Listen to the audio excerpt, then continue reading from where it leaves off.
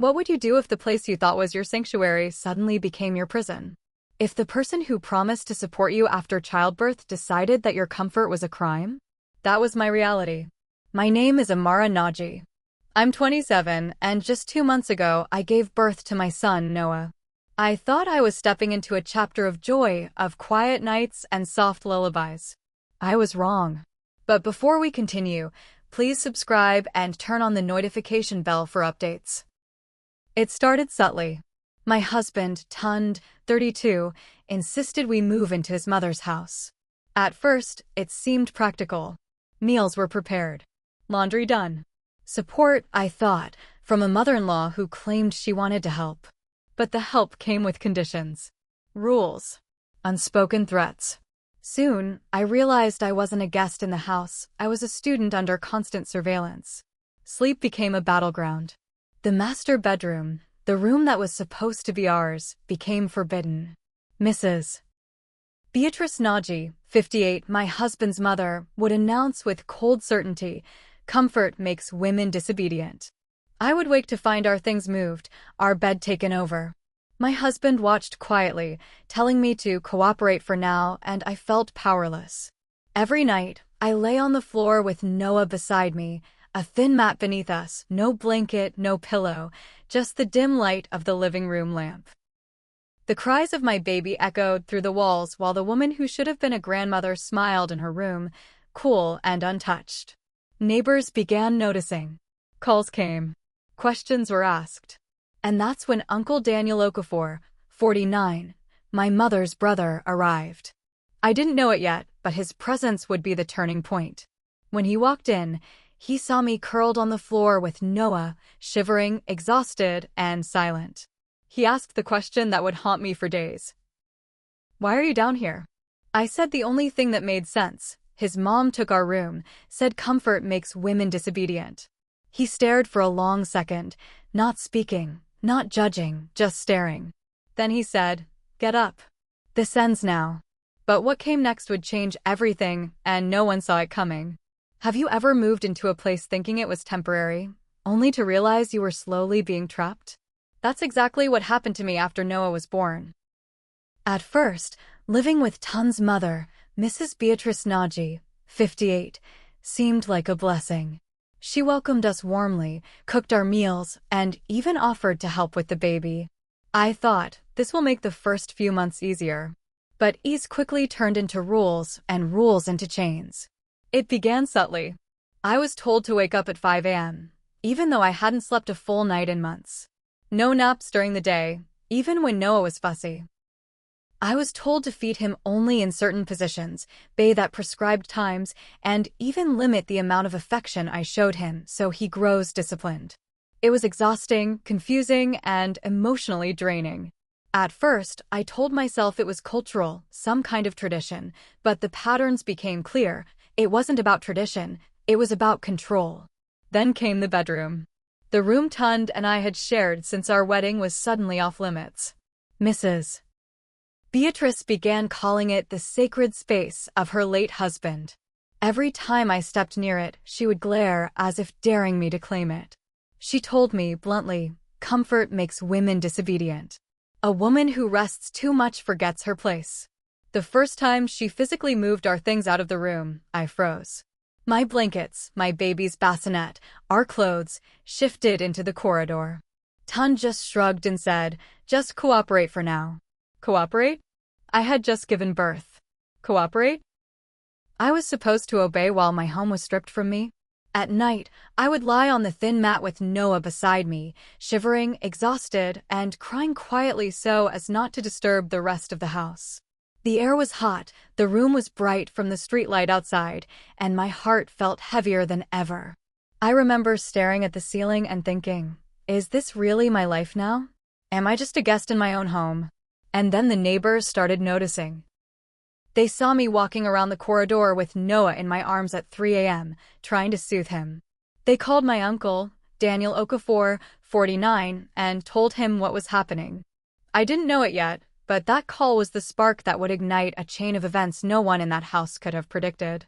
But what came next wasn't just confrontation. It was a revelation.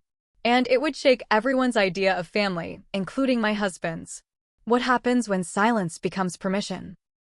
That's the question I kept asking myself during those long, sleepless nights. After the master bedroom was taken over, my life shrank to the corridor, the living room, and a mat that barely fit Noah and me. The rules kept piling up, each one more absurd than the last. No locking doors. No fans at night because soft air makes babies weak. No breastfeeding in private because privacy, apparently, was a luxury I didn't deserve. Tund, my husband, started working longer hours. Or at least that's what he told me. Some nights he wouldn't come home at all. I would hear his voice faintly over the phone, telling me to just cooperate. Cooperate with what? That my newborn son, and I sleep on the floor while his mother lounges in the room that should have been ours? I began to feel invisible, a shadow in the house that had once promised warmth and family. Then came the night Noah developed a fever. I begged to use the air-conditioned room for just a few hours. Mrs. Beatrice looked at me with cold amusement and said, "Suffering builds obedience." Suffering. I couldn't believe she actually said that. I looked at Noah, his little face flushed, and felt a rage I had never known. How could someone claim love and inflict this kind of cruelty under the guise of discipline? It wasn't just about comfort anymore, it was about control. Every meal I ate, every minute I rested, every move I made was monitored, judged, and corrected. I felt trapped in a house that was supposed to be my home. The emotional weight crushed me. I started questioning myself. Was I overreacting? Was I imagining things? Or was this truly abuse disguised as care? Neighbors had begun noticing. They saw me pacing with Noah at 3 a.m., rocking him on the floor while tears streamed down my face. One neighbor, a kind woman named Mrs. Ease, made a call to my uncle, Daniel Okafor. She didn't know the full story, but she knew something was wrong. That call would change everything. Because when Uncle Daniel arrived, he didn't just come to check on me. He came prepared to act. And what he did next would expose not only the cruelty in that house, but the secrets my husband had been keeping from me all along. But what came next would shock me even more, and it would force me to confront a truth I wasn't ready to face. What would you do if someone tried to break your spirit, right under the guise of family? That's what hit me the moment Uncle Daniel, 49, stepped through the front door. He walked in calmly, but his eyes took in everything: the corridor where I had been sleeping on a thin mat with Noah beside me, the crib shoved into a corner, and the master bedroom, locked, cool, untouched, and controlled entirely by Mrs. Beatrice, 58.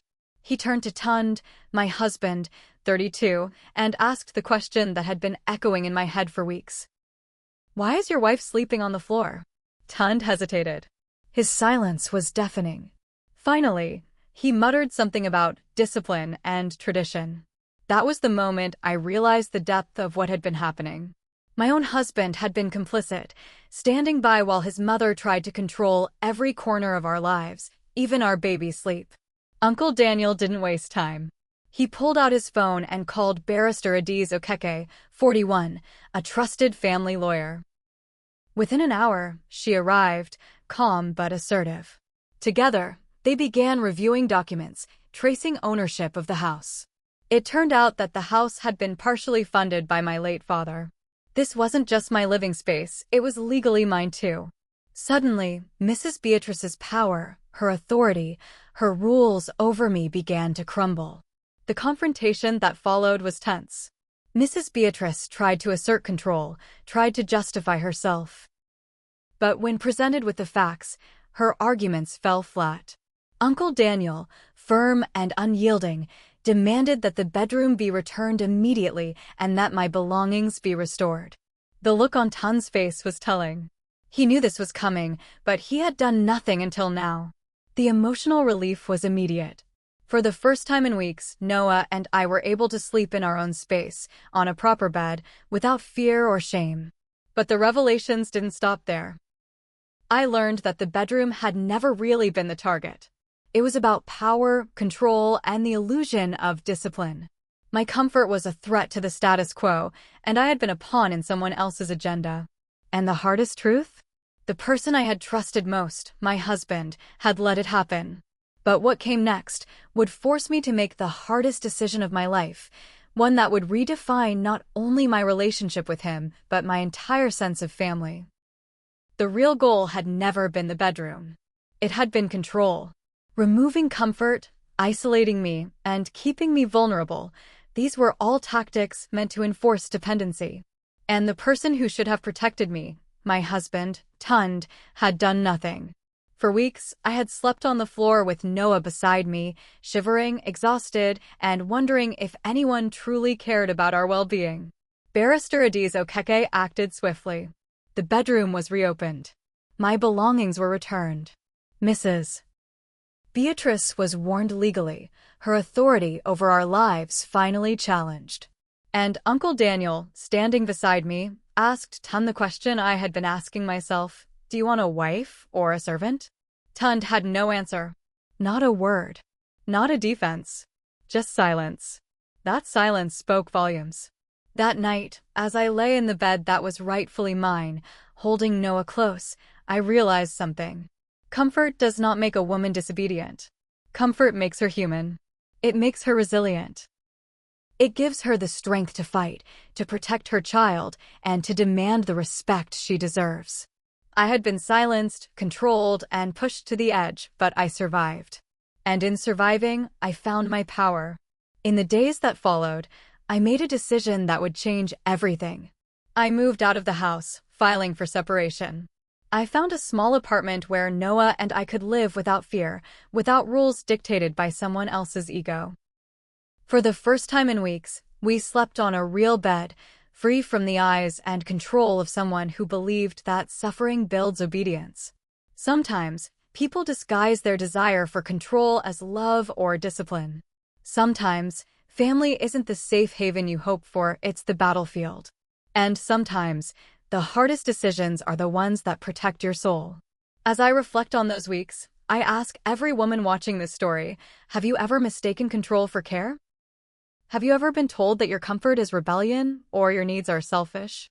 If you hear those words, remember this: your life, your peace, and your child's well-being are not negotiable. Do not let anyone, family or otherwise, make you feel less than you are. And if this story resonates with you, share it. Because someone out there might still be sleeping on the floor tonight, thinking they have no choice. And the next time someone tells you suffering builds character, ask them this: whose character? The fight isn't over for every mother out there, but taking your power back is the first step toward freedom. And for Noah and me, that step had finally been taken.